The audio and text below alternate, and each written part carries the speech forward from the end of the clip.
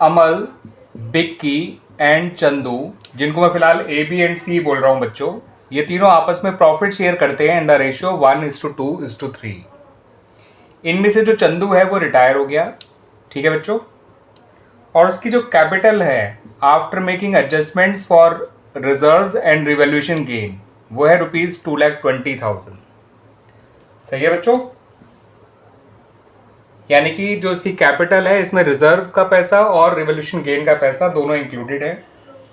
अब अमल एंड बिक्की ने उसको पे किया ₹2,50,000 इन फाइनल सेटलमेंट। क्लियर बच्चों। आपसे कहा गया है कि आप नेसेसरी जर्नल एंट्रीज पास करिए फॉर गुडविल, और आपको अमल और बिक्की इन दोनों का नया प्रॉफिट शेयरिंग रेशियो भी दे रखा है जो कि है 1:3। ठीक है बच्चों। तो यहां पर आपको जो अमल है, सॉरी चंदू जो है, इसके हिस्से की गुडविल देखिए बच्चों कैसे निकालनी है। ये क्वेश्चन है हिडन गुडविल ऑन रिटायरमेंट। तो यहां पर hidden goodwill of the retiring partner निकालना बड़ा ही आसान होता है। जितना अमाउंट इसे फाइनली पे किया जाएगा इन सेटलमेंट, उसमें से उसका जितना फाइनल बैलेंस था बिफोर दिस फाइनल पेमेंट, उससे उसका पहला वो था बैलेंस था, यानी कि ₹2,20,000, उसको माइनस कर दीजिए। इसके फाइनल सेटलमेंट वाले अमाउंट से इसके इस प्रीवियस अमाउंट को माइनस कर दीजिए। आपको चंदू के हिस्से की गुडविल मिल जाएगी जो कि है ₹30,000। ठीक है बच्चों। इस 2,20,000 में उसके हिस्से की गुडविल इंक्लूडेड नहीं है, क्योंकि क्वेश्चन में साफ बता रखा है कि ये जो 2,20,000 है वो after adjustment for reserve and revolution gain है, इसमें गुडविल का अमाउंट शामिल नहीं है। और जो इसे फाइनल पेमेंट किया गया है 2,50,000, इसमें जो एक्स्ट्रा अमाउंट जोड़ा है वो इसके हिस्से की गुडविल का ही होगा। तो इस तरह से हमने चंदू के हिस्से की हिडन गुडविल ढूंढ ली।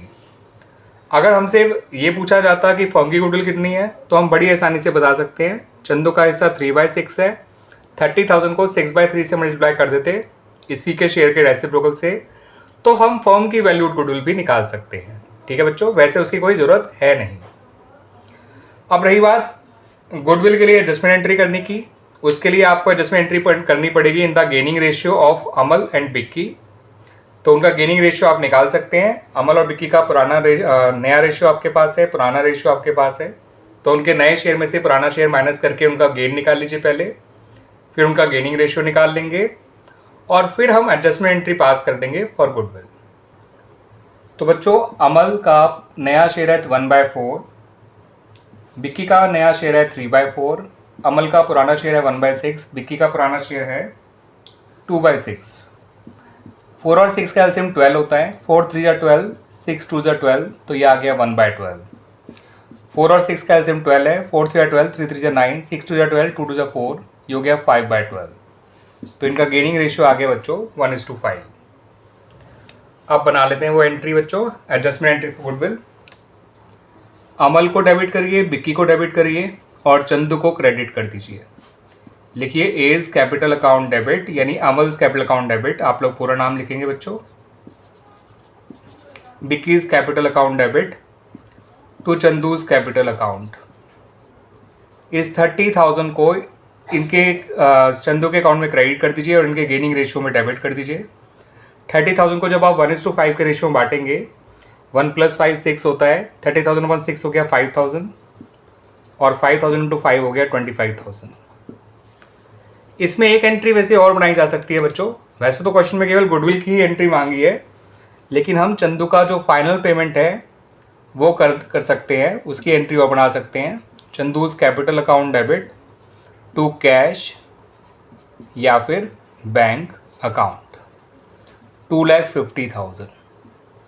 मगर क्वेश्चन में आपसे केवल गुडविल की ही एडजस्टमेंट एंट्री मांगी है।